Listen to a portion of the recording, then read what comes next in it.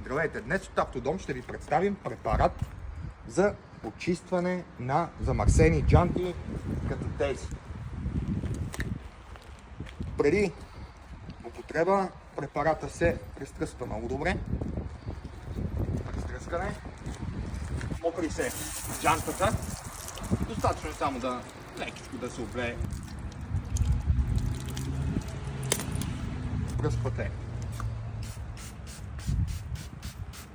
много добре. Хубаво е да се изчака няколко минути препарата да подейства. Ще почистваме джантата с такъв тип четка. Това е четка за почистване на джанти. Предлагаме я в Автодом БГ. Леко си мокриме една идея в четката и почваме да търкаме. Да търкаме, става бързо. Ето, вижте какви отлагания има от перодото на кладките.